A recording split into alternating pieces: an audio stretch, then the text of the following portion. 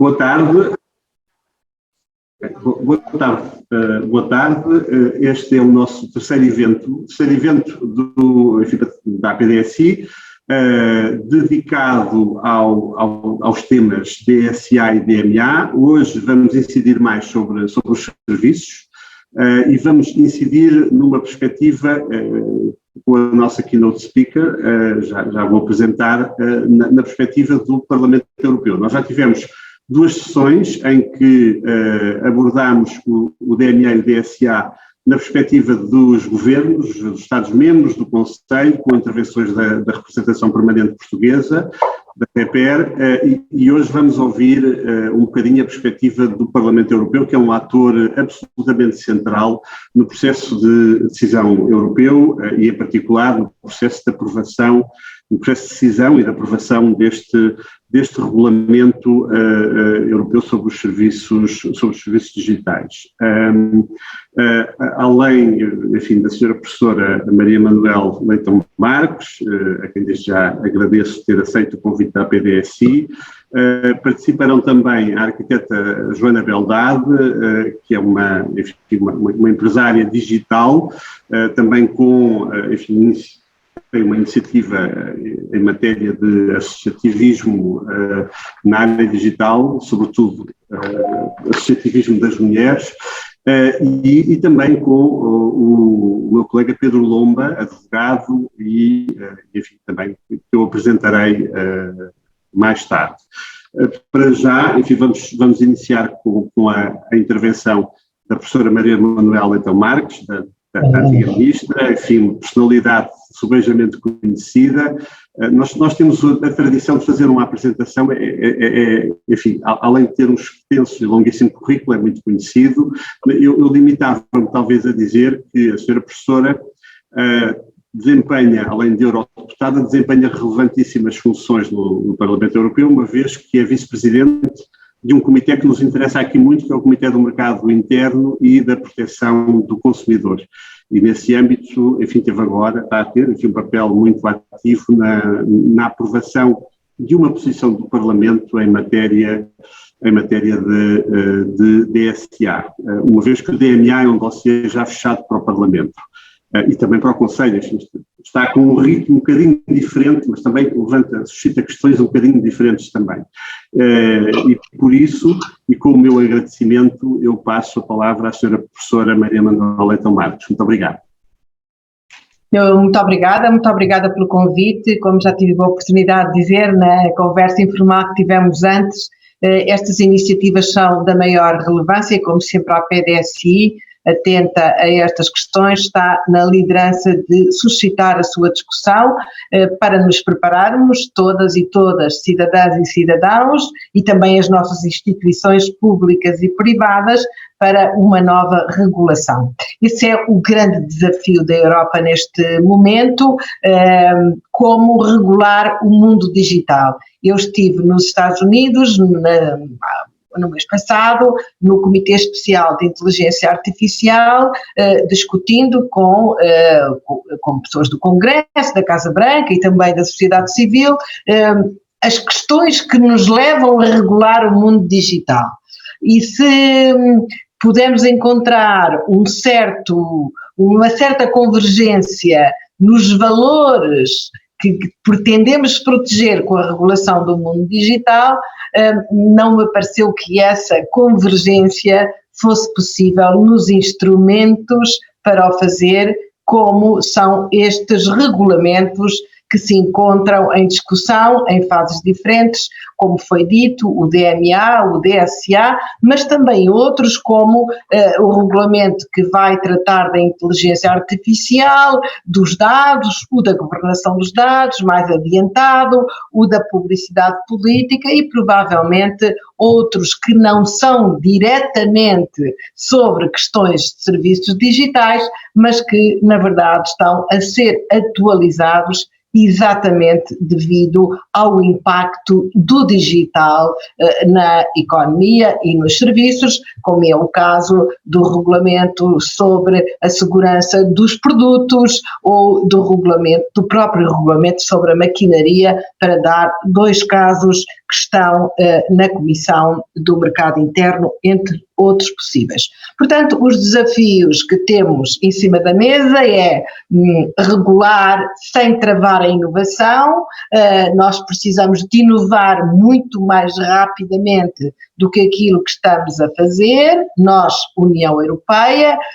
Essa mesma pressão é uma pressão muito sentida pelos americanos, que temem perder a sua posição de líderes na área tecnológica para a China, e, portanto, também esta tentativa de encontrar uma plataforma comum com a Europa, e é este o grande desafio que temos em cima da mesa. O Digital Service Act, o DSA, como aqui lhe chamamos, e vamos passar a chamada a partir de agora assim, que é mais fácil, é então um dos instrumentos para dar resposta a alguns dos desafios que as redes e as plataformas nos vieram a colocar, redes e essas e plataformas que nos trouxeram muitos benefícios, mas que não são hoje apenas um mar de benefícios como pensávamos em 2011, quando a internet e o mundo digital suscitaram ou facilitaram a chamada Primavera Árabe e pareciam ser ferramentas poderosas para empoderar os cidadãos só para o bem, digamos assim, para falar depressa. Hoje temos, e eu vou apenas de todos os problemas que podíamos identificar, pegar em dois, para não ser muito extensa na minha intervenção. Temos o problema da desinformação e o problema da violência, em especial da ciberviolência, e pois não me estão a ver agora, que estão a ver os PowerPoints, e a mostrar aqui um livro só sobre esse tema que estou a ler e que é muito interessante. O problema da desinformação, digamos assim, sempre existiu. O direito de resposta existia para combater as notícias falsas que nos atingiam e que nos davam direito de repor a verdade. Só que, na verdade, nos mídias tradicionais, nos sistemas de informação mais tradicionais, essa desinformação era e é muito filtrada e menos frequente. O que é que hoje torna o problema de desinformação tão ampliado? Em primeiro lugar, a desinformação é lucrativa, tanto política como economicamente, e é, na maioria das vezes, intencional, não é uma notícia falsa que passa apenas por falta de controlo, é, na maioria das vezes, intencional. Em segundo, é barato publicar nas redes sociais e chegar depressa a muita gente, o alcance é quase universal, ainda que seja possível adaptar a mensagem às características de cada grupo, e até apelar aos pontos fracos dos mais vulneráveis. A desinformação tem o mesmo destaque que a informação mais cuidada, não é vista de uma maneira diferente que uma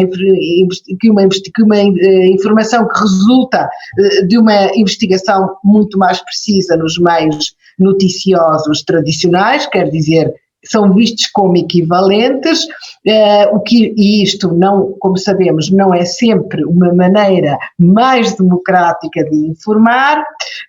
É possível fazer campanhas de desinformação sobre a cobertura do anonimato, o que não era possível de outro modo, porque de qualquer modo, mesmo quando se escrevia com pseudónimo, o diretor de jornal sabia quem era o autor, e além disso, nós tivemos aqui a Frances Hogan, como sabem, uma antiga técnica superior do Facebook, e ela mostrou de uma forma que até nós surpreendeu, que na verdade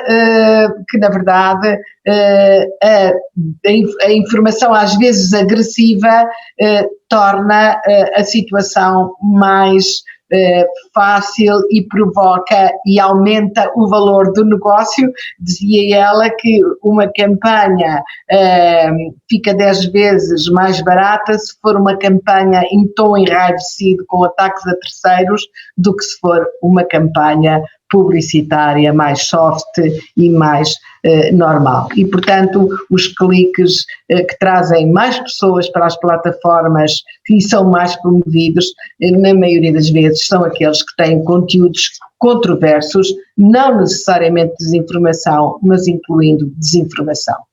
O segundo, este é um dos problemas, o segundo dos problemas subjacente a esta necessidade de regulação que eu gostava de destacar é o da violência e discriminação online que sofrem muitas mulheres e minorias. Uma em cada 10 mulheres na União Europeia já foi vítima de assédio através de meios digitais. Isso é particularmente relevante entre jovens e adolescentes e são identificados também algumas consequências menos boas dessa violência, e este é um dos outros problemas, o da ciberviolência, que temos que tratar no âmbito dos serviços digitais. Tudo isto... Um bocadinho de imensa desculpa, mas o PowerPoint não está a passar os slides, por qualquer razão. Estamos ainda no primeiro slide. Pois não sei porquê. Talvez carregando de novo. Não sou eu que estou a passar os slides. Pois eu sei. Está bem. Eu vou perguntar. Não. Bem, o pior que podemos acontecer é dispensar os slides. Bem, acho que sim. Vamos então passar para o seguinte. Portanto, este já saltámos aí uns pelo meio, mas vamos já passar para o seguinte. Bem, então, creio que hoje, e nós temos aqui discutido com muitas plataformas, creio que mesmo elas já deixaram cair o paradigma da autorregulação, quer dizer que pelos seus próprios meios conseguem resolver alguns destes problemas, o que não quer dizer que concordem ou que estejam de acordo com a regulação que estamos aqui a discutir e a propor. Pegando então no regulamento dos serviços digitais e nos pontos positivos, começando pelos pontos positivos. Creio que, em primeiro lugar, um dos pontos positivos é que traz clareza sobre a moderação de conteúdos, os direitos dos utilizadores.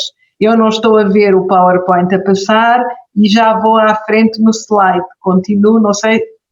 Já. Portanto, pontos positivos do DSA. Clareza sobre a moderação dos conteúdos e os direitos dos utilizadores. Este é um ponto muito difícil porque o DSA não procura regular o discurso, o conteúdo do discurso online. Seria impensável dizer que apenas certas pessoas podem publicar e como é que decidiríamos quais o poderiam fazer. O que procura, na verdade, é tornar efetivos o princípio de que aquilo que é o ilegal fora das redes, offline, é também ilegal online.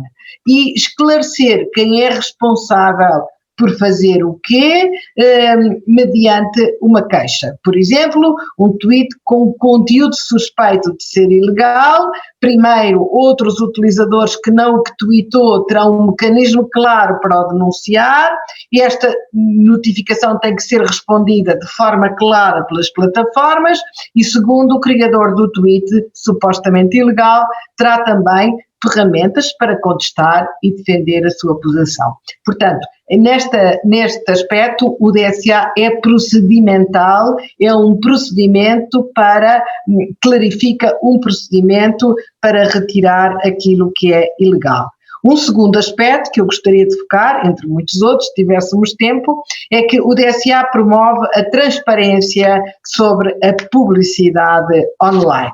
O DSA permitirá que se saiba quem pagou pelo anúncio, quanto pagou e porque é que um determinado utilizador foi selecionado para o ver. Essa também é uma questão importante. E um terceiro aspecto, o DSA exige às plataformas, às maiores, às chamadas Very Large Online Platforms, a realização de auditorias e avaliação da mitigação dos riscos. Até agora, a maioria das grandes plataformas são, ou eram, agora são um bocadinho menos, mas são uma caixa negra, e esta é uma maneira de as submeter a auditorias e avaliações de risco, acompanhadas naturalmente de medidas para o mitigar. Portanto, gostaria de destacar estes 3 pontos positivos. Vamos agora a alguns pontos menos positivos ou talvez negativos. No meu ponto de vista, faltam medidas para regular a publicidade online, que é atualmente um incentivo errado para um mundo online sem desinformação. Com base nos dados que são recolhidos nas várias plataformas, as empresas podem criar etiquetas para identificar os utilizadores, que podem ser neutras, como fã da Mercedes, ou muito prejudiciais, como no caso das doenças mentais ou da orientação sexual. E os anunciantes podem escolher a quem direcionar os seus anúncios com base em características muito específicas e únicas, o chamado micro-targeting. E eu penso que, além de ser um problema de privacidade, este rastreamento tem também outros problemas, que é o de incentivar a criação de bolhas, onde bolhas por uma marca ou bolhas por um partido político, por exemplo, onde a informação é dirigida para determinadas pessoas sem que elas possam confrontar com outra informação, e há sempre o exemplo típico da campanha do Trump de informação dirigida a afro-americanos de classe mais pobre, sobre vídeos da Hillary Clinton referindo-se a eles como predadores, quando via o anúncio não havia maneira de outras pessoas saberem que isso estava a acontecer, porque era apenas uma publicidade dirigida. E, portanto, nós temos até aqui uma organização no Parlamento um bocadinho para contrariar esta publicidade dirigida online, exceto em determinados contextos. Mas eu creio que não sei se vai ser desta vez que isso vai acontecer. E, finalmente, um outro ponto positivo e negativo, e com isto me vou calar, faltam também dados desagregados para combater a violência online, que possam identificar que conteúdos ilegais afetam desproporcionalmente as mulheres e as raparigas, e protocolos específicos para as plataformas lidarem com este problema, muito especial com os casos de revenge porno, isto é, divulgação de imagens e vídeos íntimos de parceiros ou ex-parceiras, sem consentimento, como forma de vingança.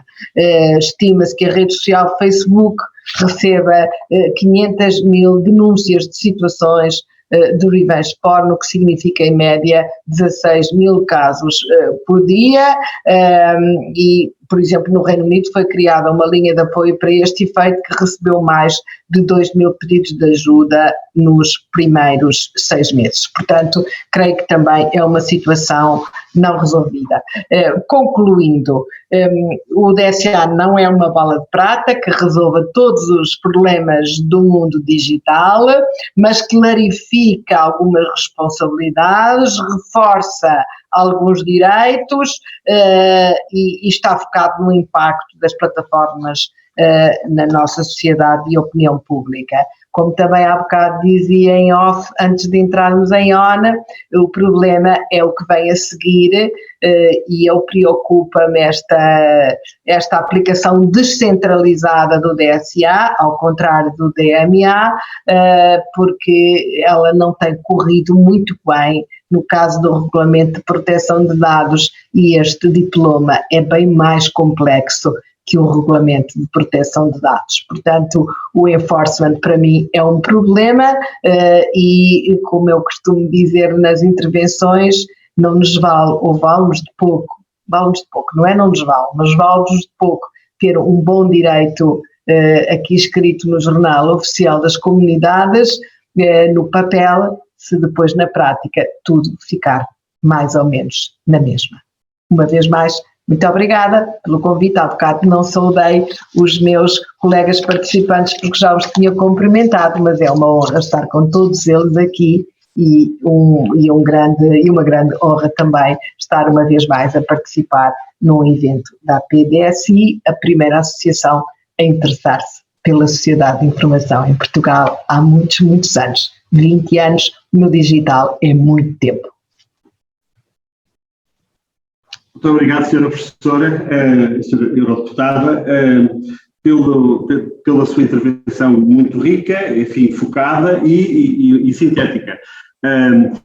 Vamos passar agora a palavra aos outros oradores e, na esperança de podermos, como é desejável, termos depois um bocadinho de tempo para as perguntas e respostas.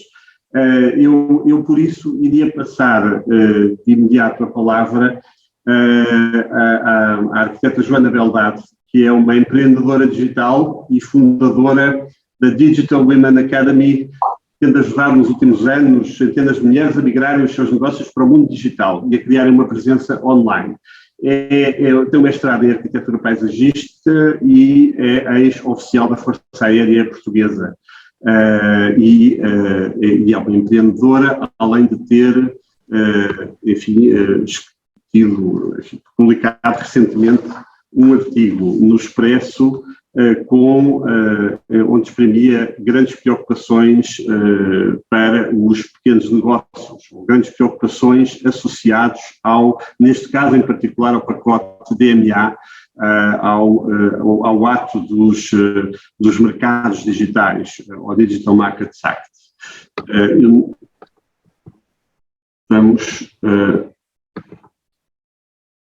Espero que nos esteja a ouvir. Estou sim.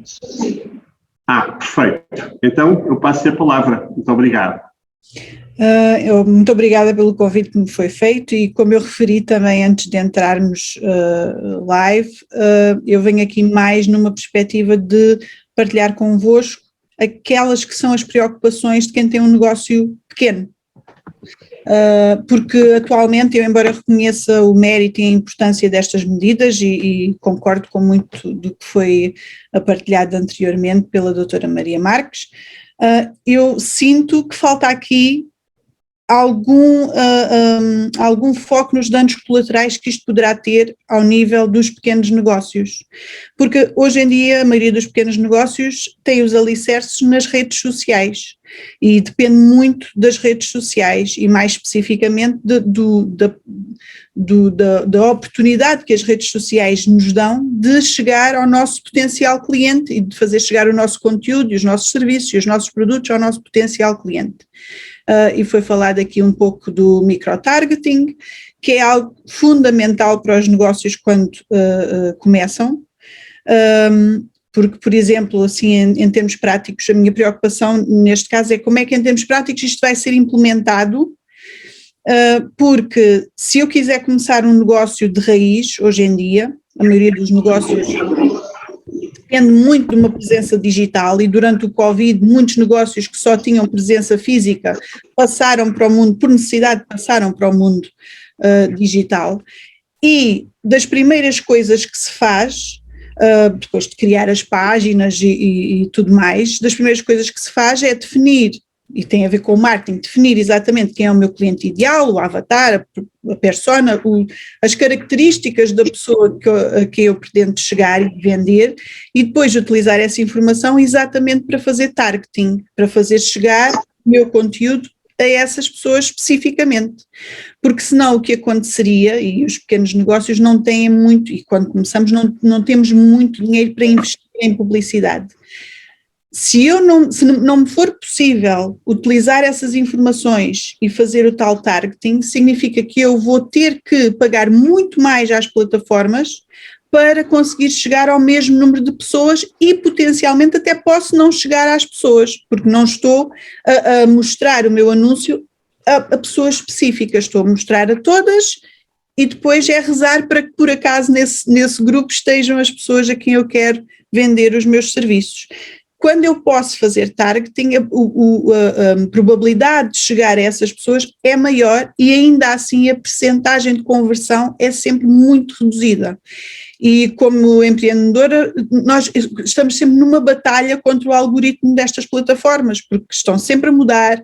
Se eu depender apenas, se eu não fizer publicidade, ou se não tiver esta ferramenta, esta oportunidade de fazer targeting, se eu depender unicamente da minha página, de uma página que faço nas redes sociais e do conteúdo que partilho, a percentagem de pessoas que me seguem, que seguem a minha página, que vê efetivamente os meus posts, também é muito reduzida. Nem todas as pessoas que clicam em gosto numa página veem os conteúdos partilhados por essa página.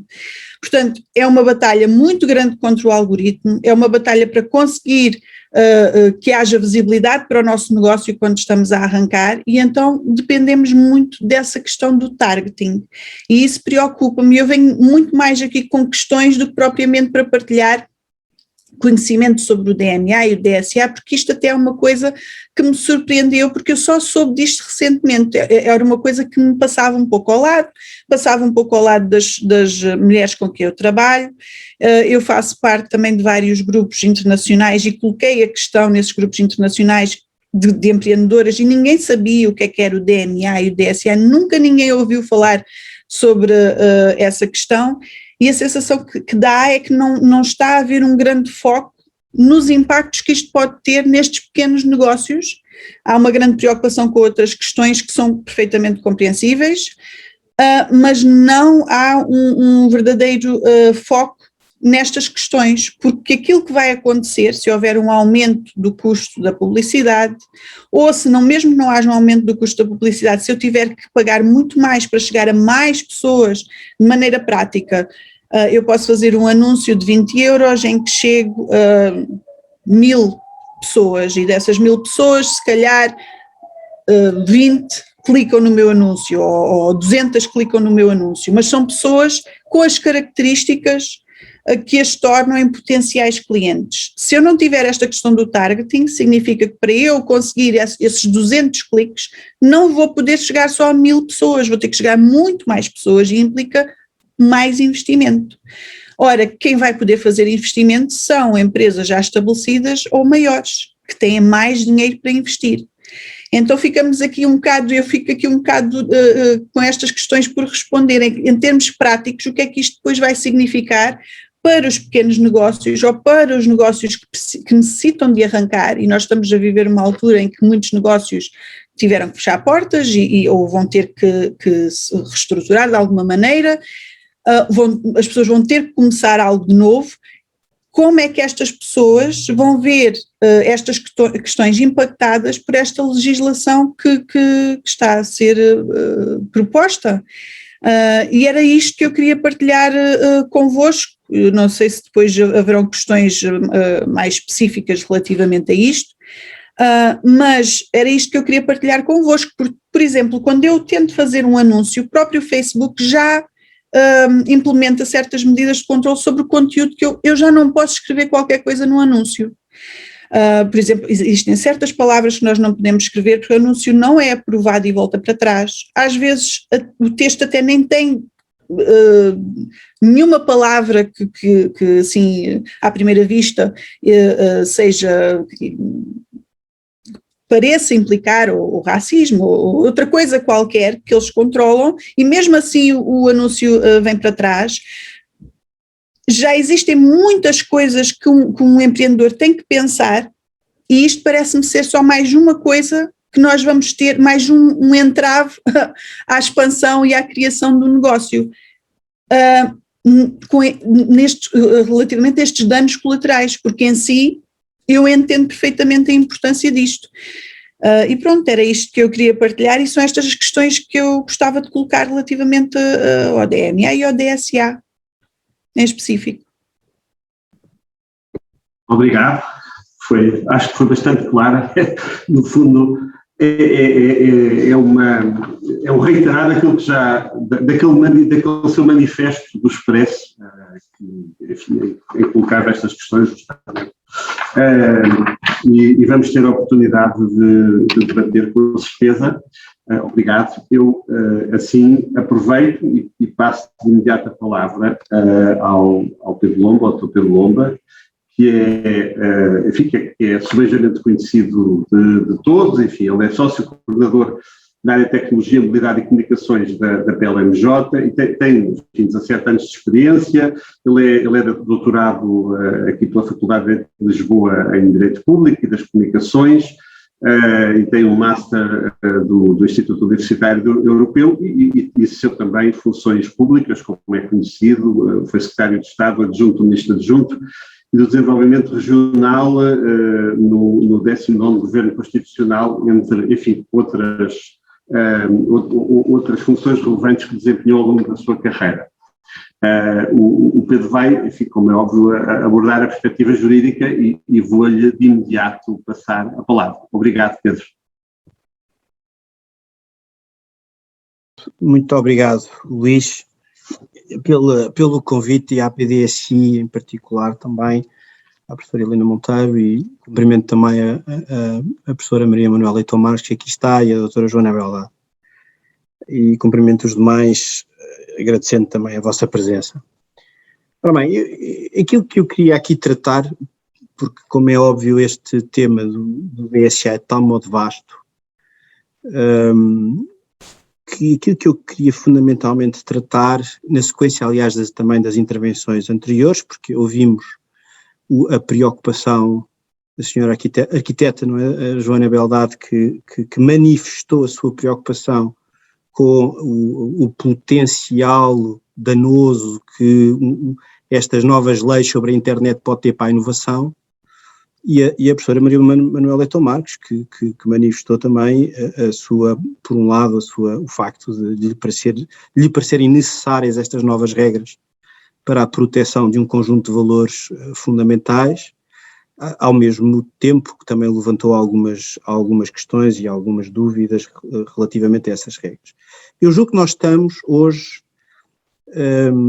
a avançar, olhando para o DSA, nós estamos a avançar para um contexto novo em que o direito da internet, como é sabido, a diretiva do comércio eletrónico há 20 anos estabeleceu um enquadramento que era na altura minimalista e que no fundo assentava na ideia de que a informação que passava pela grande infraestrutura que era a internet era uma informação que circulava livremente e em que os intermediários eram meros intermediários.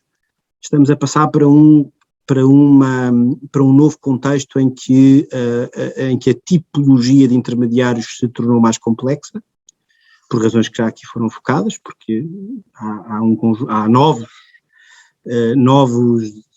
tipos de intermediários que não existiam há 20 anos, e ao mesmo tempo a ideia de que a relação que esses intermediários têm com os conteúdos de utilizadores é ela própria também variável, e isso pode ser relevante e é frequentemente relevante para apurarmos aquilo que era a questão fundamental da diretiva do comércio eletrónico, que era as chamadas liability exemptions, portanto a isenção de responsabilidade, que funcionava como um grande fator de estímulo, de um grande incentivo, digamos, ao comércio eletrónico e às relações contratuais online. A coisa agora, então, o contexto que nós temos pela frente é de facto um contexto de plataformização do direito à internet. Há de facto este contexto em que as plataformas são afinal muito diferentes entre si e vão desde os fornecedores de acesso à internet, a plataformas de e-commerce, plataformas da economia colaborativa, serviços de busca, redes sociais, plataformas de partilha de vídeos, plataformas de partilha de dados, porque vamos ter isso com o regulamento também sobre a governação dos dados, um conjunto de novos atores que tornam esta relação muito complexa e porque justamente partem de relações com os conteúdos, elas próprias também diferentes. Para dar aqui um exemplo de alguns dos meus slides, que era justamente eu tinha muito poucos slides, mas era o último, usando aqui uma linha que é retirada de um autor, que aliás é um responsável jurídico da Comissão Europeia muito conhecido, o Volker Wildman, que no fundo mostra aqui como nesta linha de A a F nós podemos ter prestadores que são prestadores que prestam um serviço relativamente aos conteúdos próprios, prestadores que no fundo prestam serviços relativamente a conteúdos que no fundo estão sob a sua própria autoridade e controle, prestadores que estão sujeitos que prestam serviços relativamente a conteúdos que estão sob a responsabilidade editorial do prestador, é o caso dos prestadores, no caso do setor do mídia, prestadores que no fundo prestam este serviço sem o conhecimento e o controle do prestador de serviços, isto é uma realidade que vem desde a famosa jurisprudência L'Oréal, não é? Quando a jurisprudência L'Oréal estabeleceu aqui a diferença entre plataformas ativas, plataformas que não são meramente passivas, plataformas que são passivas relativamente a esses conteúdos e, finalmente, plataformas de mera armazenagem de conteúdos. Eu diria que isto torna-se realmente complexo a partir do momento que temos aqui diferentes formas de relação com os conteúdos. Essas diferentes formas de relação com os conteúdos, como é sabido, são formas que podem envolver interações simples, one-off, quer dizer, um utilizador posta um comentário numa plataforma de e-commerce, por exemplo, isso é user content, mas está assim, ou plataformas que verdadeiramente moderam conteúdos de várias maneiras. O YouTube tem de algum modo conteúdos, controla de alguma forma conteúdos, tem mecanismos que permitem essa moderação, ou plataformas como fundamentalmente as redes sociais, plataformas de grande dimensão, que essas sim armazenam e disseminam quantidades inacreditáveis de conteúdos. Portanto, aqui digamos, a curva dos intermediários é uma curva nova e vai exigir aqui um tratamento muito mais complexo para o futuro do que até agora tínhamos. Em grande medida, o DSA tem que ver com isto, tem que ver com a necessidade de tentar introduzir aqui alguma ordem nesta constelação de intermediários que é muito mais complexa. É evidente, dir-se-á que o DSA mantém as regras, como sabem, mantém as regras já lá volto depois ao meu PowerPoint, mantém as regras de responsabilidade, de isenções de responsabilidade que já constam dos artigos 12 a 15 do comércio eletrónico. É evidente que essas regras são mantidas, mas são também clarificadas, e são clarificadas não só porque há novas regras, já foi aqui dito, novas regras para plataformas online e para plataformas de grande dimensão, mas porque também há novas regras, como sabem, no que diz respeito à possibilidade, no âmbito do artigo 6º do DSA, de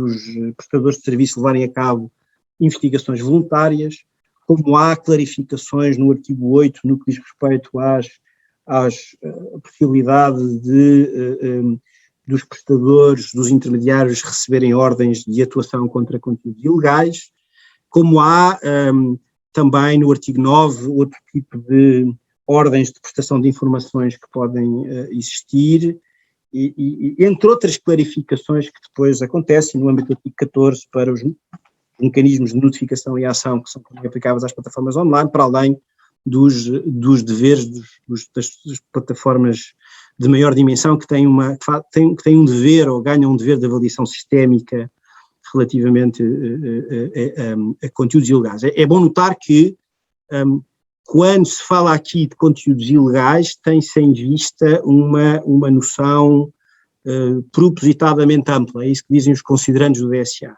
Portanto, não são verdadeiramente, o mais correto é não falar em conteúdos ilegais, falar em conteúdos ilícitos, porque eles no fundo podem ser contrários ao direito num sentido mais amplo, que é mais exigente do termo. Não há, é importante lembrar, não há na proposta da DSA até agora nenhuma referência, ou pelo menos, quer dizer, embora haja algumas referências em alguns considerandos ao termo conteúdos lesivos, isso parece ter ficado para já de fora, porque saber o que é um conteúdo, se pode haver um consenso substancial relativamente ao que é um conteúdo ilegal, é menos claro o que é um conteúdo lesivo, o que é um conteúdo harmful, para usar a palavra inglesa, e justamente porque esta é uma área sensível que tem implicações na liberdade de expressão. Bom, neste novo contexto em que há esta relação variável com os conteúdos, eu digo que há aqui uma nova função, que é privada, mas que não é só privada, isso já foi, e que no fundo ajuda a perceber o contexto desta nossa conversa, e porque é que, até do ponto de vista, indo para além do direito, alguns falam até na emergência aqui de um novo mundo tecnopolar. Alguns teóricos, eu já vi esta expressão que me parece bastante feliz, porque no fundo são estes poderes privados, novos poderes privados digitais, que têm aqui uma função que é privada, mas que não é só privada, porque ela no fundo é uma função pública, que em grande medida se pode agora interver nesta ideia que o DSA acolhe da moderação de conteúdos. Nós vamos ter que perceber bem o que é isto da moderação de conteúdos. Isto vai ser crucial nos nossos dias. Nós vamos ter que perceber muito bem o que é isto da moderação de conteúdos. Nestes meus slides que eu tinha aqui, eu permito-me partilhar que evidentemente, isto é moderação de conteúdos. O que aconteceu com o Donald Trump acontece suspenso, isto é claramente um caso de moderação de conteúdos. Mas, alegadamente, também o facto de o ataque ao Capitólio ter sido alimentado por partilhas de conteúdos e de informação utilizando algumas plataformas, algumas redes sociais conhecidas, que entretanto tiveram depois problemas, o caso que alegadamente alojavam conteúdos ligados à extrema-direita americana, é o caso da Parler, é um bom exemplo disso. Também levanta naturalmente problemas ao nível da moderação de conteúdos. Portanto, nós vamos ter de olhar para a moderação de conteúdos como uma nova função. O DSA tem uma definição de moderação de conteúdos, quando diz na linha P do artigo 2º que se trata de uma atividade desenvolvida por um prestador de serviço intermediário destinada a detectar, identificar, combater conteúdos ilegais ou informações incompatíveis com os seus termos e condições fornecidos pelos destinatários de serviço. Portanto, tem uma definição que continua e que no fundo pode ter aqui e que é acompanhada de sanções.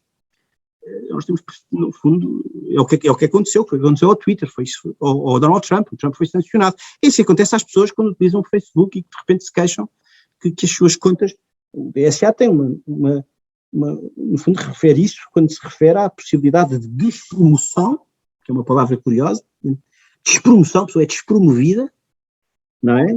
Isto não é novo, isto não é, também no contexto da P2B, da P2B Regulation, do regulamento P2B, também se fala no delisting, não é, dos profissionais, isso pode acontecer, portanto, despromoção, bloqueio do acesso, remoção dos mesmos, ou a cessação ou suspensão da conta de um destinatário. Portanto, temos aqui, as sanções deste novo mundo em que o poder é privado e em que o poder é digital, em que os novos poderes são, de facto, acabam por estar nas grandes plataformas. Isto, como é óbvio, isto levanta muitas questões, muitas dúvidas, não preciso de dizer, é fácil perceber porquê. É fácil perceber que quando falamos de conteúdos, quando falamos de moderação de conteúdos, estamos a falar de conteúdos ilícitos, nós estamos a falar de um contexto em que as regras sobre responsabilidade dos intermediários não operam no vácuo. e não operam num vácuo porque há uma coisa chamada direitos fundamentais. E não há apenas os direitos fundamentais das pessoas que são atingidas por conteúdos controversos, conteúdos odiosos. Há os direitos fundamentais das pessoas que foram, precisamente, como diz o DSA, despromovidas, ou que foram bloqueadas, ou cujas contas foram suspensas.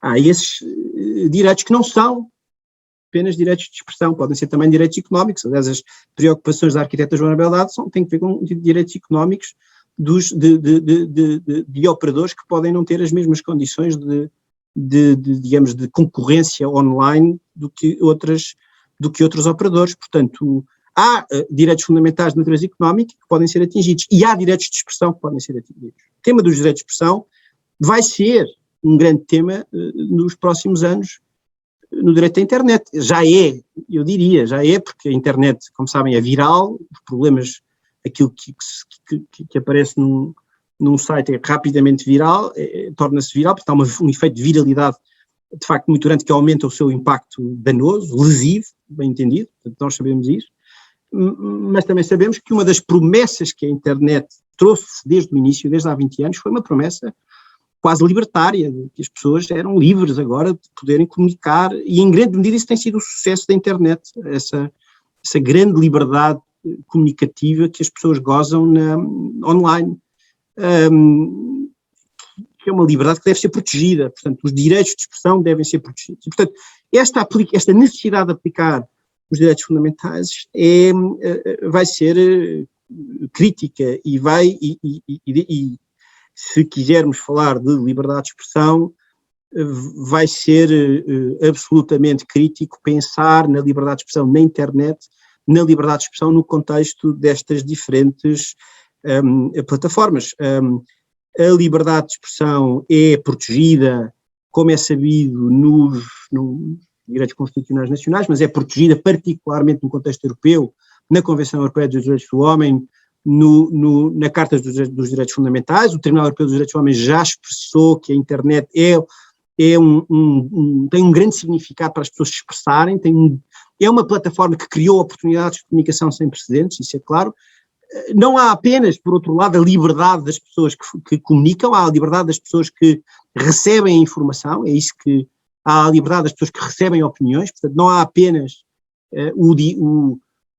quando um utilizador de uma rede social é banido, o efeito não é apenas o efeito potencialmente controverso dessa medida de bloqueio, ou de suspensão, não atinge apenas essa pessoa, pode atingir outras pessoas, e portanto pode atingir aquelas pessoas que no fundo gostariam de ouvir essa pessoa, gostariam de ouvir seguramente que a decisão do Twitter de suspender o Presidente Trump atingiu, eu com isto não estou aqui a tomar partido por rigorosamente ninguém, mas atingiu com certeza todos aqueles que queriam ouvir o Presidente Trump. Isso é muito relevante para uma democracia, porque a liberdade de expressão protege a diversidade de pontos de vista num contexto democrático, e é justamente por isso que o direito à liberdade de expressão também protege, como sabem, um valor muito importante do direito à liberdade de expressão é prevenir e combater o chamado efeito inibidor, como dizem os americanos, chilling speech, isto é, as medidas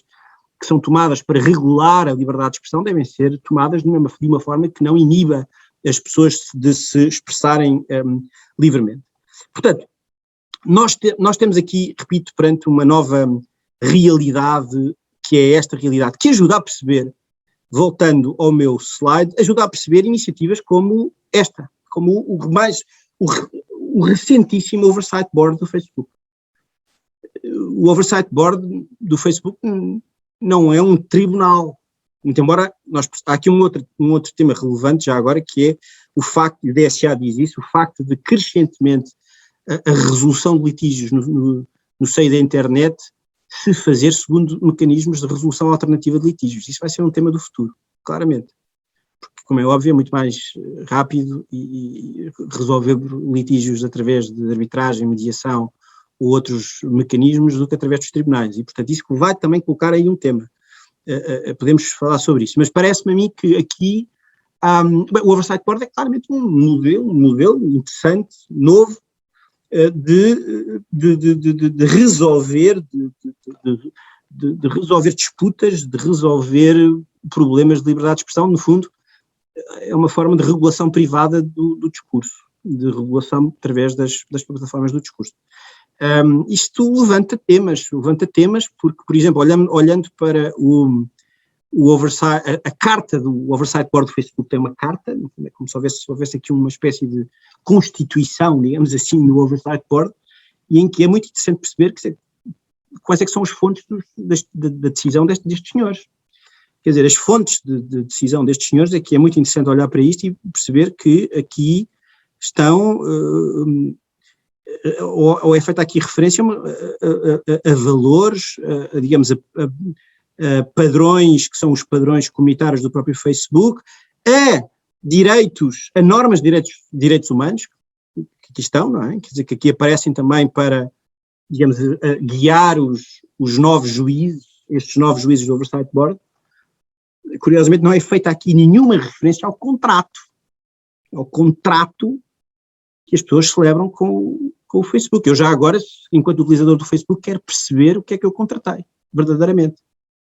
Quero perceber que posso tomar uma decisão, de facto e há aqui um tema que de facto aqui aparece, que é no fundo, quanto mais regulação, mesmo que seja esta regulação, que é uma espécie de autorregulação regulada que aqui aparece, quanto mais eu tendo a resolver estes litígios de outra maneira, mais me esqueço de que antes disso houve um contrato entre uma plataforma e um utilizador. É bom que essas regras estejam claramente definidas.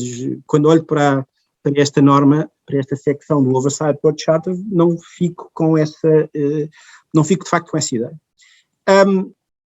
Luís, interrompa-me quando eu estiver perto do fim, porque eu tenho aqui muitas coisas e, portanto, se eu posso perfeitamente abreviar, avise-me quando estiver a 5 ou 3 ou 4 minutos do tempo que me foi... Sim, já estamos um bocadinho em cima do tempo. Não, então... Até para permitir... Sem juízo, depois de continuar o debate. O tema, eu em um minuto terminaria. O tema das fake news é particularmente importante e tem tudo que ver com isso, porque as fake news, as notícias, as ditas fake news podem, evidentemente, ser reguladas pelo Estado. Aliás, esta nova lei portuguesa, na minha opinião, uma lei errada sobre os novos direitos digitais, justamente permite que o Estado, através da entidade reguladora para a comunicação social, regule o tema das fake news. É uma forma possível, não parece que seja a forma mais correta, mas é uma forma que existe e alguns Estados estão a fazer isso. O Estado português resolveu fazer isso, eu acho que francamente mal. Mas aqui o tema, um tema sensível vai ser exatamente este tema da regulação através dos privados, que é exatamente o tema da moderação de conteúdos, exatamente o tema dos poderes destas empresas para filtrar, para bloquear, para controlar o acesso, para retirar conteúdo. No fundo, há aqui uma coisa que nós sabemos com o DSA, é que aquela ideia de não monitorização de conteúdos, não é? De não exercício de poderes de vigilância, afinal de contas também é outra promessa que nós tínhamos, que se mantém no DSA, mas que depois verdadeiramente ao longo do DSA é refutada em vários desses momentos. Vai ser, permitam-me que faça aqui vão ser precisos juristas, é um truísmo, mas nós vamos precisar de análises jurídicas fortes para perceber os limites desta função de moderação de conteúdos. Nós vamos precisar de novas concepções para fazerem esta ponderação. Essa ponderação vai ser absolutamente necessária para evitar exatamente um dos temas que a arquiteta Joana Belado referiu, que é exatamente um dos efeitos potencialmente lesivos disto, que é a censura colateral de conteúdos. Esse problema está identificado e é um problema que realmente existe no que diz respeito às fake news em particular. Bom, e portanto, eu em conclusão era isto que eu queria chamar a atenção. Este é um tema muitíssimo vasto. Eu diria que é um tema que as isenções de responsabilidade foram, digamos, o coração do direito à internet, e em particular, mais do que o comércio eletrónico, foi uma chave do direito à internet. essas isenções agora têm aqui algumas novidades relevantes, que aliás se mostra que há aqui uma certa esquizofrenia do próprio DSA, mantém tudo como está, mas também muda tudo, de um certo ponto de vista. Aqui há alguma coisa que está indefinida, que tem que ver também com razões políticas, porque é preciso fazer aprovar este diploma e é preciso que o ordenamento jurídico europeu não apareça aqui numa cruzada anti-internet, ainda que haja aqui uma cruzada anti-grandes plataformas. Isso parece-me evidente e tem que ver também com outras iniciativas que aqui foram tomadas. Mas eu diria que temos aqui a moderação de conteúdos é um grande tema agora para agora e para os nossos próximos anos, do ponto de vista jurídico, no novo direito das plataformas. Obrigado. Obrigado, Pedro, pela intervenção rica e assim só como à parte, quer dizer, mecanismos de oversight, enfim, eu acho que estes que o DSA nos traz suscitam muitas questões, mas lembro, por exemplo, no âmbito do direito ao esquecimento já temos alguns mecanismos de moderação instituídos pelas plataformas, portanto não é uma novidade absoluta, mas eu creio que neste contexto e neste campo, enfim, traz-nos aqui um conjunto de desafios importantes. Eu queria recordar que quem quiser colocar questões deve fazê-lo usando o Q&A, é muito fácil, é só escrevê-las. Para já, eu ia aproveitar ainda os últimos minutos e agradecendo a disponibilidade da professora Maria Manuel Leitão Marques para lhe colocar 2 ou 3 questões muito rápidas e, enfim, e com o poder de síntese que tem, eu creio que conseguirá responder a todas. Tinha uma questão muito genérica a colocar-lhe que tinha a ver com a especificidade do Parlamento Europeu, desta instituição que tem um poder, enfim, que desde 79 adquiriu um poder cada vez mais importante, relevantíssimo no processo de decisão europeu. Qual é que é o vínculo que o Parlamento Europeu pretende deixar aqui nesta proposta da Comissão de DSA, se é que, enfim, podemos falar de uma marca específica do Parlamento. Como é óbvio, queremos que o seu comitê, enfim, se ocupou muito da defesa do consumidor, mas, enfim, gostava de perceber aqui um bocadinho qual é que é, e sobretudo nestes últimos dias de negociações intensas, o que é que o Parlamento nos traz em matéria de alterações ou ajustes a esta proposta da Comissão. Depois, muito rapidamente, eu estava aqui também a pensar nas pequenas plataformas, não naquelas que têm uma regulação especial, nas gigantescas plataformas, mas nas mais pequenas, e perguntava-me, e a mesma pergunta pode ser feita sobre o RGPD, se não é, enfim, se o ajustamento que é feito aqui é suficiente para, enfim, tem muito menos meios do que as grandes plataformas para se poderem ajustar, digamos, às obrigações que decorrem do DSA.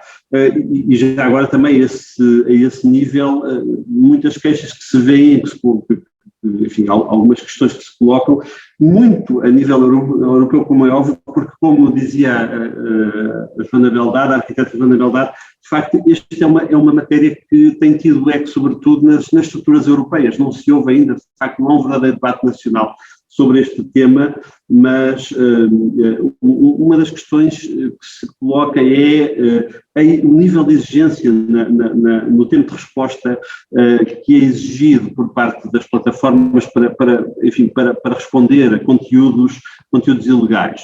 E depois, tinha aqui 2 questões do auditório, uma do Contra-Almirante Gameiro Marques, que colocou no contexto da intervenção do Pedro Lomba, e portanto eu creio que é aberta a todos, e pergunta-se se isto aqui, enfim, se estes mecanismos instituídos pelo DSA não são uma nova forma de censura. E temos também uma outra questão que, entretanto, por incompetência minha, está aqui. Outra questão de Manuel Silva Pereira: para controlar o novo poder digital das grandes plataformas americanas, a União Europeia recomenda e incentiva a moderação de conteúdos, censura pelas próprias plataformas. É a autorregulação que, ao que julgo, não tem garantido progressos significativos. Uma interrogação que aqui fica, e passo de imediato a palavra à senhora eurodeputada Maria Manuela Leitão Marques. Obrigado. Muito obrigada, foi um gosto ouvir todos os meus colegas de mesa, como se costuma dizer, o Pedro e a Joana. Estive aqui a tirar notas, é muito interessante o debate. Só fazer 2 pequenos comentários, porque senão estávamos aqui, acho que para o resto da noite e dos dias, mas creio que é uma discussão que tem que continuar, e eu começo por dizer que é uma pena que nós continuemos a pensar que o que se discute aqui em Bruxelas nestas matérias, que é uma espécie de política externa daquela com que nós nunca nos preocupávamos. De resto, normalmente os ministros dos negócios estrangeiros são de longa duração por isso mesmo, porque são muito pouco escrutinados internamente, mas eu acho que a política europeia já devíamos pensar nela de outra maneira, porque o que estamos a discutir aqui hoje, aqui e noutras áreas, e muitos outros diplomas que por aqui passam, que são propostas da Comissão, nas áreas em que tem competência exclusiva ou nas áreas em que tem competência com os Estados-membros, no fundo afeta a vida das pessoas em todos os Estados-membros e naturalmente das empresas que aqui trabalham. Era muito interessante discutir com a Joana. Eu penso que o seu negócio está garantido, que não será grandemente afetado. Tem havido, aliás, uma grande preocupação e um grande consenso em que nada desta regulação seja mal para as PMEs, pelo contrário, eu já vou dar aqui um exemplo, mas é preciso também ver o outro lado, é que esses dados que são tão importantes para si são os meus dados, são os seus dados, são os dados de todos nós, que nós lá pusemos, não para que nos fizessem o perfil e passássemos a receber publicidade que não pedimos, nós pusemos-los lá porque os fomos dando com os nossos amigos, fomos partilhando com os nossos amigos, fomos colocando fotografias das nossas preferências, como fazemos muitas vezes, às vezes até um bocadinho mais, mas isso agora cada um faz como entende, não é? É livre de fazer como entende, e esses dados todos é que são usados para que as plataformas façam um negócio com eles. Portanto, também tem que ver a minha perspectiva. Os dados são meus e eu não os coloquei lá para receber nem publicidade política, nem publicidade de outra espécie. Mas posso querer recebê-la e autorizar, e às vezes até me interessa poder recebê-la. Portanto, há aqui um equilíbrio que é importante ser conversado. E também, quando, sobretudo no DMA, mas quando esta regulação foi pensada, também foi para proteger muitas pequenas empresas que não tinham acesso à informação sobre os seus clientes. Zero, e eu ouvi aqui várias, até portuguesas, sobre as suas relações com grandes plataformas, que não vou aqui dizer o nome, mas através das quais comercializavam os seus produtos e de quem ficavam totalmente dependentes, porque nenhuma informação sobre o seu negócio, sobre os seus clientes, lhes era fornecida. E pior que isso, essa informação era analisada por essa mesma plataforma, que era concorrente, e que muitas vezes, a partir das preferências, lançava produtos concorrentes, ela própria, produtos concorrentes com os dos seus clientes, pequenas empresas. Portanto, há aqui também um abuso, uma situação de poder dominante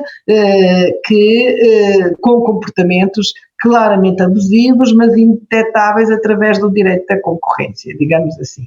Portanto, há aqui também o repor concorrência no mercado. Nós não estamos aqui apenas contra as regras do mercado ou numa cruzada contra as grandes plataformas, mesmo que possa haver, Pedro, eu reconheço às vezes um certo preconceito ideológico do que é grande é mau, e sobretudo o que é grande está fora do espaço europeu, é pior ainda, não é? Pode haver, seguramente haverá aqui muitas forças políticas no Parlamento, mas em geral nestas propostas não há uma cruzada contra as grandes plataformas, há apenas regras de moderação deste mercado, não no sentido que estamos a falar agora de conteúdos, sobretudo com o Digital Markets Act, que é dirigido às grandes plataformas, e também um bocadinho no DSA.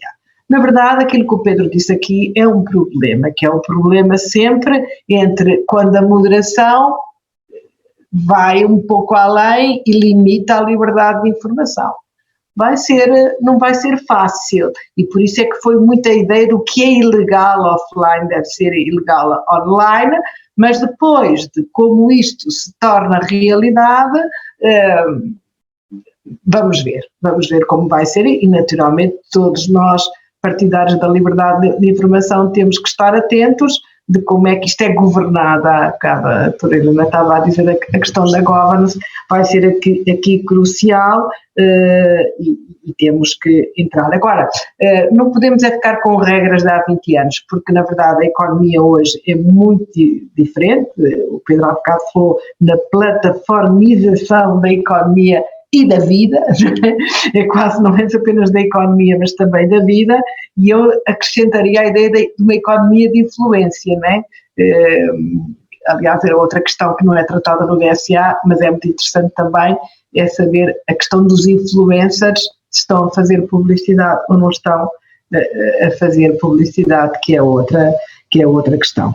Enfim, eu não sei se respondi a todas as questões, mas na verdade todas as intervenções aqui suscitaram muitas delas, e já agora mais algum comentário ao Pedro, é que é verdade, a questão da censura é uma questão, não parece que seja uma questão de censura, porque estamos a falar de conteúdos ilegais, ou supostamente ilegais, mas há também aqui um outro valor que é preciso proteger, que é o da diversidade de pontos de vista, porque nós todos somos criados em ouvir a nossa opinião e a contrária. Isso até foi um excelente treino. Eu gosto muito de ler, nem sempre concordo, às vezes fico furiosa, mas gosto muito de abrir um jornal e ler as opiniões contrárias. Aliás, são as primeiras que normalmente vou ver. Aqueles que pensam como eu, já ouvi, né? já eu penso assim, eu vou procurar as opiniões contrárias, até para ver. Às vezes até me convencem, ou às vezes num argumento ou outro, e outras vezes eu afino os meus argumentos ao ler as opiniões contrárias. E no mundo das plataformas, a questão das bolhas e de não ouvir as opiniões contrárias, o fim da diversidade de pontos de vista é também um problema para a democracia, para a liberdade de expressão e para a formação democrática de todas e de todos nós. Acho que já falei demais, mas, como disse, estes 2 diplomas dão panos para mangas. Para já, eu não respondi à questão do Luís, porque ainda é cedo para responder, mas eu para a semana respondo, porque o DSA está um bocadinho atrasado no Parlamento. Aliás, como disse há bocado, estamos a forçar o prazo a toda a hora, mas a minha convicção, vou dizer, não é uma certeza absoluta, é que provavelmente o Parlamento não vai deixar aqui grande marca no DSA. É a minha convicção. A relatora da IMCO é do Renew, mas o Renew é o partido que tem os liberais e tem o Amarres, tem os franceses. Ela é muito da direita do Renew, é uma pessoa muito liberal no sentido não americano do termo, enfim, e há muitos liberais na Europa. Ela é uma pessoa bastante à direita dentro do Renew. Não sei se vamos encontrar aqui acordos para fazer grandes alterações, mas para a semana provavelmente já teremos aí as emendas de compromisso, como a gente lhe chama, para as vermos com mais atenção.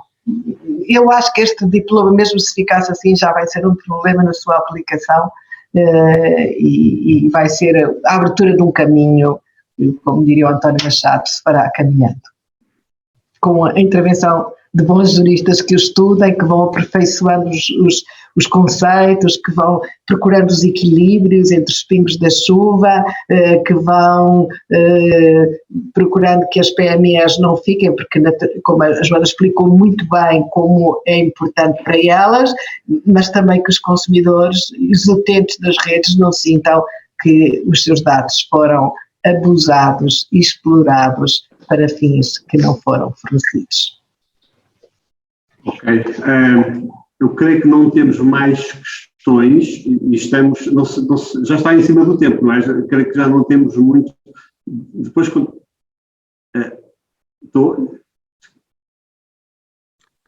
ali a controlar o meu tempo ao lado, não se preocupe. Há um guide, tem que passar, tem que ser. Porque, quer dizer, entretanto, aparecem aqui mais perguntas. As academias... Talvez o Pedro e a Joana possam também intervir e responder. Sim, com certeza, claro que sim.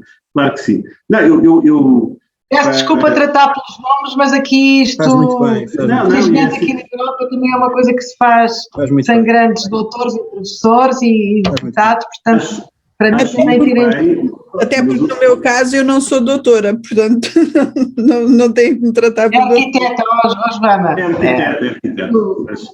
Joana. Mas sim, mas aqui em Portugal ainda sofremos de excesso de formalismo, daí eu estar com gravata, quando normalmente não utilizo. Mas sim, quanto à Joana, não sei, de tudo isto que ouviu, porque no fundo eu estava a ouvir a Joana e eu, quer dizer, concordo muito com ela, mas temos aqui temas de privacidade, isto é, isso aí é o meu debate no dia-a-dia com as direções de marketing, ou seja, acham que é importante fazerem tudo o que faziam até agora porque, enfim, é assim que faziam e devem enviar propostas comerciais, enfim, sem grande preocupação em saber se quem vai recebê-las está interessado. E, portanto, enfim, é verdade, temos aqui temas de privacidade, temos também temas do profiling, o DMA está preocupado com a perfilagem, não é, com o profiling, com a transparência dos perfis enfim, da inteligência artificial que as plataformas utilizam e do algoritmo para concorrerem neste grande mercado. Portanto, no fundo, há aqui também, enfim, não estou aqui a fazer o papel da Comissão, mas há aqui uma preocupação também de proteção do consumidor por via indireta, não é? Pela promoção da concorrência. Mas, enfim, não sei se de tudo isto que ouviu se tem algum comentário, certamente se calhar não ficou muito convencida, não sei, mas era importante ouvir também o seu feedback, o seu comentário.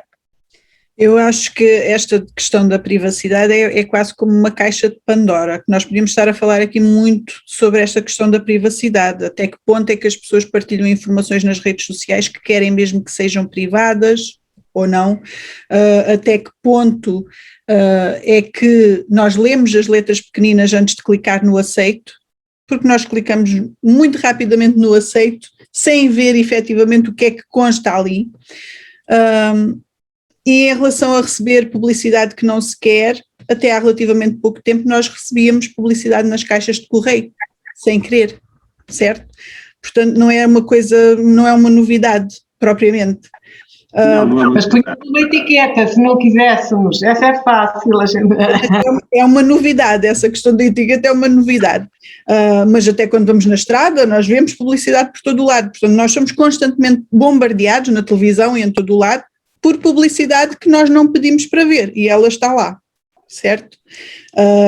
Mas pronto, portanto eu acho que esta questão de privacidade havia muito para falar, mas no fim eu fico um pouco sem resposta porque do meu lado então, entendendo essa questão da privacidade, do meu lado como empreendedora, como é que as coisas vão funcionar depois disto ser implementado na prática para quem tem um negócio, mas pronto, acredito que esta discussão vai continuar e depois há de saber como é que isto na prática vai resultar ou não.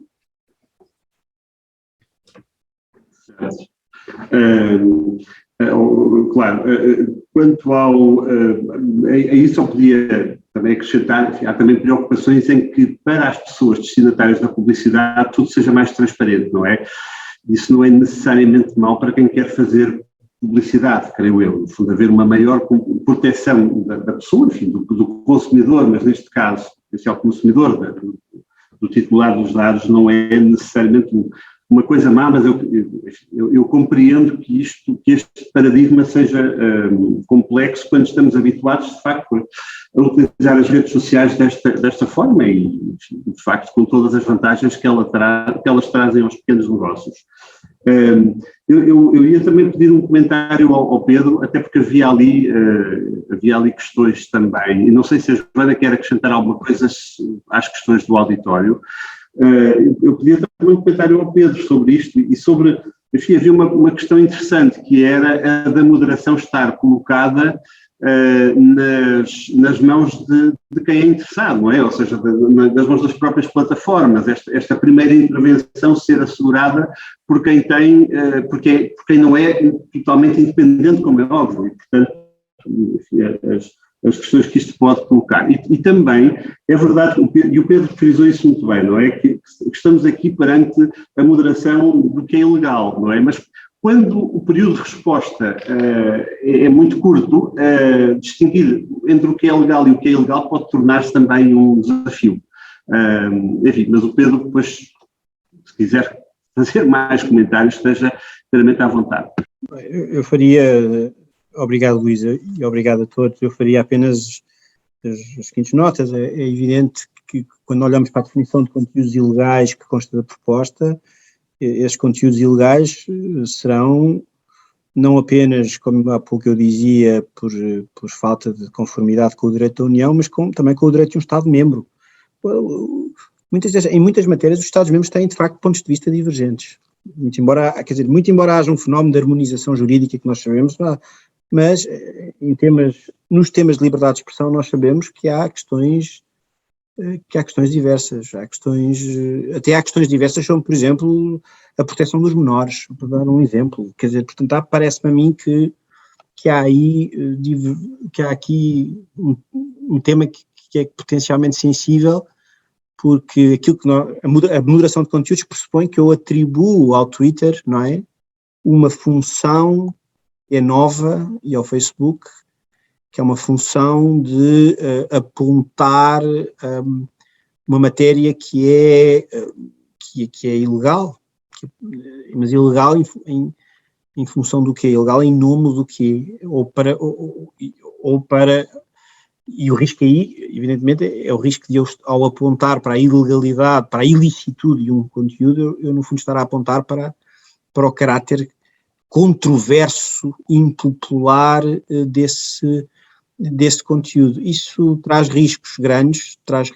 Há pouco eu mencionava o facto do Oversight Board do Facebook não fazer menção naquela carta ao contrato. Por acaso o DSA tem uma norma, que agora lembrando, no artigo 12, que obriga os termos e condições do acesso a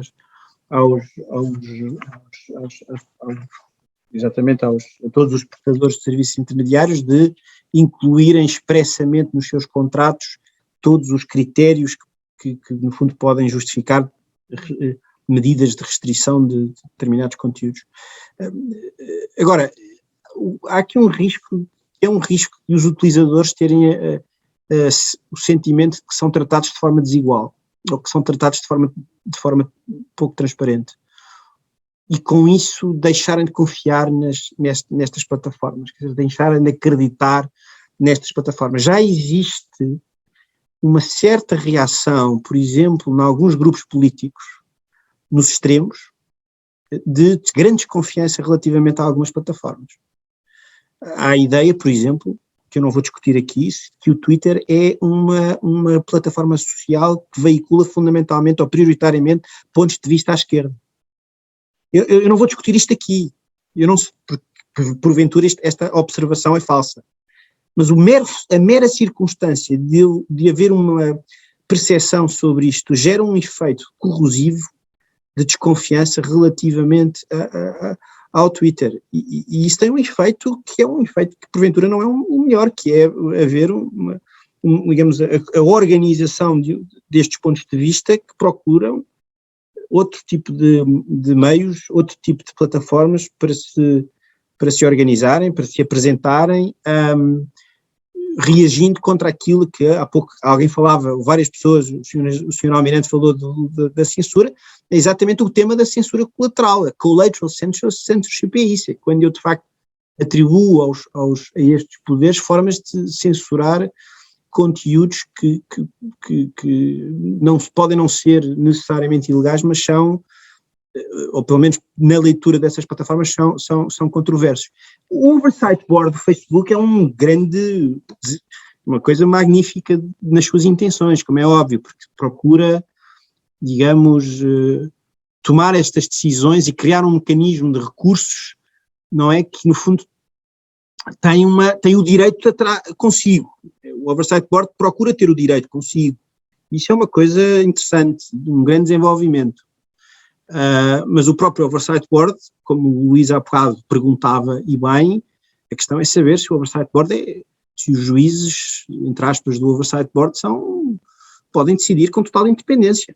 ou se no fundo não prevalece, ou não acaba por prevalecer o interesse comercial do próprio Facebook. Não é suspeita, este receio é um receio evidentemente real. Eu acho que nós vamos ter que trabalhar um conceito novo que vai exigir trabalho nos próximos anos, que é, há textos já sobre isso, os alemães já não escreveram sobre isso, sobretudo os alemães que escrevem muito sobre isso, que é esta ideia de que nós já não estamos perante, enfim, aquela dicotomia autorregulação, regulação, corregulação, não é isso, já estamos aqui perante uma nova forma de aquilo que se chama a regulated self-regulation, quer dizer, autorregulação regulada. Portanto, estes mecanismos são de autorregulação, mas é uma autorregulação regulada, tem que ser regulada. E o DSA procura responder a isto. Agora, nós temos que ser intransigentes com os nossos valores, e a liberdade de expressão é um valor fundamental, a liberdade económica é um valor fundamental. A grande oportunidade económica que o Facebook representa para as pequenas e médias empresas se afirmarem é enorme. A grande oportunidade que o YouTube representa para pessoas publicarem os seus conteúdos e monetizarem os seus conteúdos é imensa. Nós sabemos que isso muda a vida das pessoas. Sabemos que isso mudou a vida das pessoas, mudou a vida de imensas pessoas, de milhões de pessoas, seguramente. Portanto, acho que há aqui um tema que merece, enfim, mas seguramente que as instituições europeias estão a pensar ativamente sobre estes problemas e sabem bem os riscos que existem com regras que podem ser excessivamente restritivas, e se forem excessivamente restritivas levantarão de facto temas e problemas, sem dúvida. Saber sabem, mas às vezes os acordos não se chegam lá. Só estava aqui a dizer que o político publicou há 20 minutos que já chegaram ao acordo nas emendas de compromisso, de modo que, na verdade, falhámos um dia. O seminário devia ser amanhã, mas... Não conseguimos ainda. Mas mal os tenho ao partido. Já agora uma última observação. Há bocado a Maria Helena dizia que se perguntava se as academias estão a preparar. Eu acho que essa é uma grande pergunta, uma grande questão. A minha resposta é que não.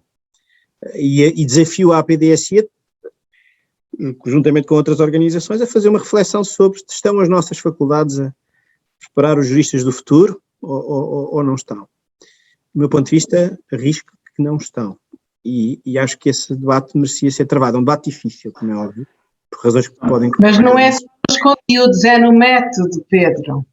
Nós continuamos a ensinar, eu tenho dito isso muitas vezes, como eu aprendi. Eu sei. Mas quando eu aprendi, mas é também nos conteúdos, porque há conteúdos que simplesmente não são dados. Por exemplo, podemos levantar uma questão sobre saber se o direito de proteção de dados não merece ser hoje ensinado, por exemplo. E não é. Ou se o direito à propriedade intelectual não merece ser hoje ensinado. E verdadeiramente, com Bolonha, também não é. Ou se o direito da internet não merecia ser ensinado, verdadeiramente não é. Portanto, também parece-me a mim nos conteúdos. Mas esta é uma discussão difícil de ter.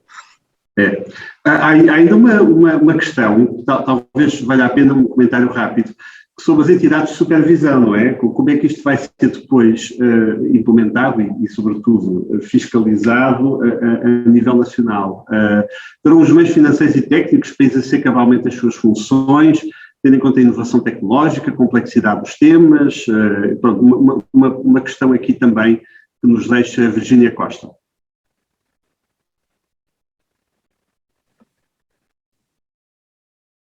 Não sei, talvez a professora Maria Leitão Marques queira falar sobre isso, porque manifestou dúvidas sobre esta dimensão da aplicação. Não, pois, esse é outro problema, não sei, espero que sim, mas, não, eu preocupo-me muitas vezes, como eu conheço, enfim, por dever de ofício anterior, muito bem a administração pública, estava a contar que quando vejo passar diplomas como o DSA, o DMA e agora o da inteligência artificial e depois dos dados, eu penso assim, mas quem é que em Portugal vai tratar disto? E fico um bocado preocupada, porque as entidades que intervêm no digital, nós não temos uma agência para o digital, que já devíamos ter, também a administração pública tem que dar aqui uma reorganização. Eu não estou a dizer que é multiplicar entidades públicas, nunca foi nunca fui muito adepta dessa multiplicação, mas e uma reorganização, porque hoje nós temos uma agência para a modernização administrativa e talvez já não faça sentido ter uma agência com este nome, mas faça sentido ter uma agência para o digital, porque eu não estou a ver estes assuntos pararem na ANACOM, mas provavelmente é para lá que vão parar, mas isto não são assuntos da ANACOM, diria eu, conhecendo um bocadinho a tradição da ANACOM. Portanto, não é só uma questão de dinheiro, é também uma questão de competências de ter pessoas competentes para e das próprias entidades se modificarem de acordo com as novas exigências e novas funções que vão ser atribuídas aos Estados-membros. Sobretudo no DSA e outros diplomas. E sobre os meios, não sei se querem dizer alguma coisa. Continua, Pedro. Não, o que eu ia dizer é óbvio que vai ser interessante saber quem é que Portugal vai designar como coordenador dos serviços digitais. Essa é uma dúvida que... Há aqui um ponto que nós não vamos discutir agora, mas que esta legislação não prejudica a aplicação de um conjunto muito rico de diplomas que se aplicam aqui setorialmente. Não é apenas a lei da televisão, na sequência da transposição da nova diretiva dos operadores de televisão e dos operadores de conteúdos audiovisuais a pedido, que aliás é muito importante. É também o Regulamento Geral de Proteção de Dados, que já aqui foi também falado. Para mim, naturalmente, que não haverá, de facto, a proposta do 38 fala num coordenador, mas nós temos aqui um conjunto de entidades várias que intervêm neste domínio, a ERC seguramente e outras, e a CNPD intervém seguramente. A CNPD, um parênteses muito rápido, este é um tema que o Luís conhece muitíssimo bem, um dos temas que eu acho que merece ser discutido é a necessidade de uma reforma da CNPD. A CNPD precisa de uma grande reforma e nós não estamos a falar suficientemente nisso, porque no fundo a CNPD portuguesa já agora é ainda o produto dos anos 90, sob um certo ponto de vista, e não devia ser, porque o contexto mudou, mas esse é outro tema, mas é um exemplo de como nós não estamos a reformar os organismos que já temos, e esse é um aspecto que me parece decisivo. Agora, eu acho que isto vai ter que ser resolvido, quem é que vai ser esse coordenador, seguramente.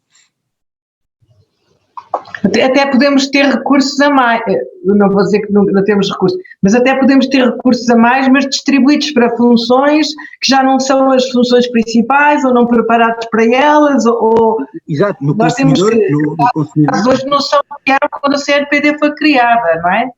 Sim, sem dúvida. No consumidor é a mesma coisa, nós temos organismos próprios e que também, aliás, se vão manter, e como é óbvio, essa legislação é fundamental e é mais um exemplo de legislação setorial que não é prejudicada, mas enfim. O consumidor é notável, porque o consumidor, que é hoje tão importante proteger de vários pontos de vista, tem uma coisa que se chama uma direção-geral perfeitamente, que não tem a importância que devia, nem os recursos que devia ter para o que lhe é exigido atualmente. Mas aqui uma boa sugestão à PDSI, mas não é bem a sua função. Mas é a sua função pensar como se organiza a administração pública em sentido amplo para a nova economia e sociedade digital. Acho que sim, essa é uma boa sugestão. A doutora Helena de certeza que concorda que as questões da governance lhe são tão caras sobre isso. Eu peço desculpa, eu vou ter que sair agora mesmo, estou no limite dos meus limites e agradeço muito o convite uma vez mais e foi um gosto estar com a Joana e com o Pedro Loma, naturalmente. Continuaremos a discutir aqui as reformas da Faculdade de Direito e de outras, não só essa. Mas eu acho que os métodos são importantes, Pedro, os métodos... Com licença, então. Eu vou sair, peço desculpa, mas continua alguém do meu gabinete com vocês até ao fim. Com licença.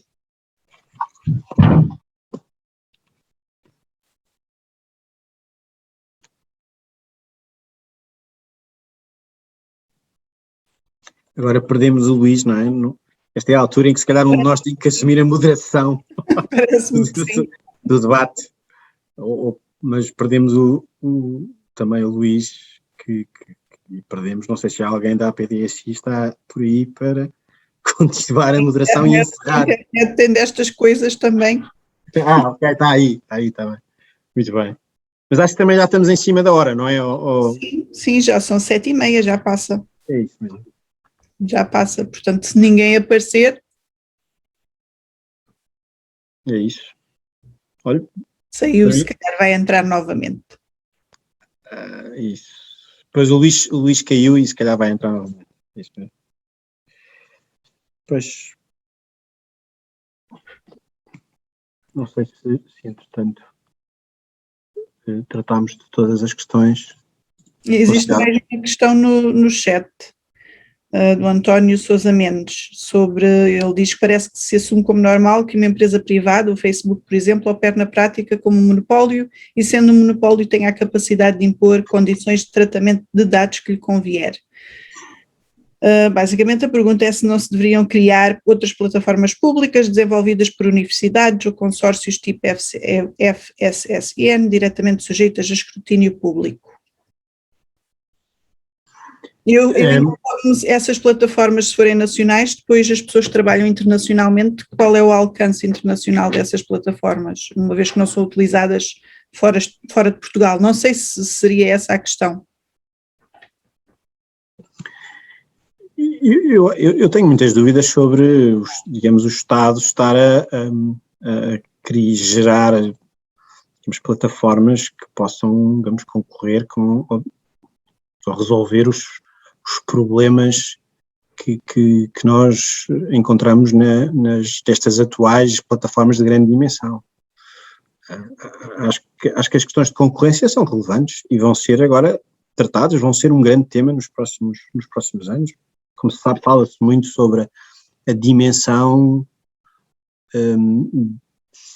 grande dimensão destas plataformas, quer dizer, o Facebook, cada vez que há um WhatsApp que surge, o Facebook toma conta, não é? Portanto, há aqui uma questão concorrencial. Eu não sou um advogado, um especialista em direito da concorrência, mas diria que esta é uma matéria muito relevante nos próximos anos, seguramente.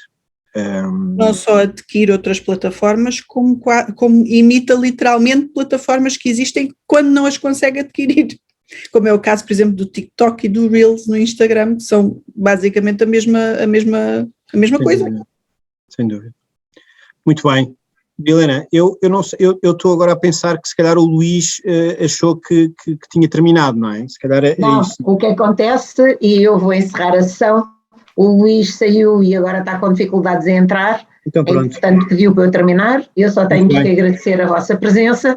Obrigado. E enquanto à PDSI ficamos aqui com imensas sugestões para 2022, 2023, 2024. Pedro vai continuar connosco. Okay, e a Joana também. Obrigadíssimo. E a Maria Manuel também. Muito obrigado. Muito obrigado.